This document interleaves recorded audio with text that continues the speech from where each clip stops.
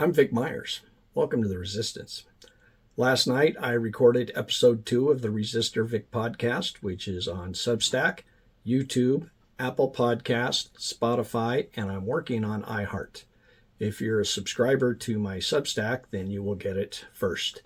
And if you're a paid subscriber to my Substack, you're going to get a longer version. Anyway, my guest was Karen Breslin, candidate in the Democratic primary for the United States Senate, running against the 73-year-old multimillionaire businessman, John Hickenlooper. It was a very good conversation. And if you are as fed up with the party trying to tell us who our nominees are going to be as I am, well, I think you're going to like this episode. And it really hit home at one point because, well, for two reasons. One, the state party sent us an email recently. I mean, well, let's back up a little bit. What about the stuff with David Hogue, right? They're trying to, they kicked him out of the DNC. They made up this thing about the election impropriety or whatever with how his election went. But we know what the real reason is. It's because he's challenging incumbent Democrats. And they say that you got to be neutral. Party officials have to be neutral.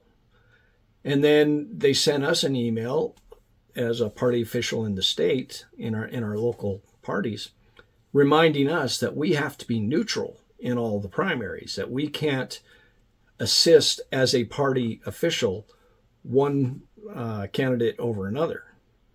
And watch the video, watch the podcast, and you'll see one reason why that torques me off. But another reason is down here, we've got this piece of garbage running for Colorado Senate District 35. And he thinks that he should be anointed. He thinks that he's entitled to be the candidate. And he's a piece of garbage. He's been to prison for attempted murder.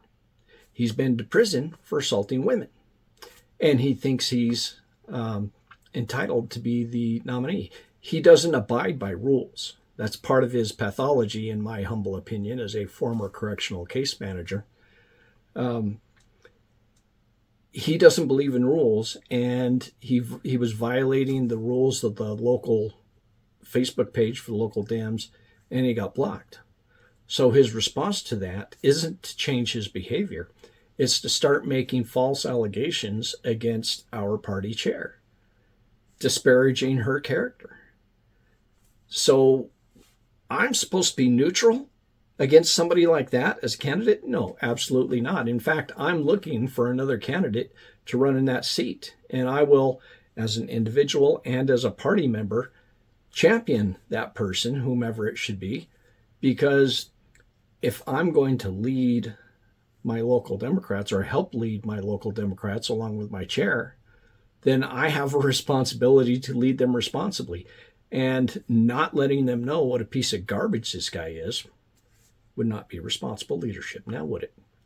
So don't tell me that I have to remain neutral when there's guys like this running, and then use your power as state party to try and anoint John Hickenlooper, or your power as a national party and silence people who are challenging do-nothing Democrats like David Hogue is doing. Things got to change. We can't keep doing it the way we've been doing it, or we're going to keep getting what we always been getting. Good day. All right, if you want your kitty pictures, then you got to put up with my dirty carpet, because we just cleaned it the other day, and then it rained. And that's the way it is out here in the country. So don't judge me on my carpet if you want to see the kitties. Here's my puppy dogs. Here's my puppy dogs.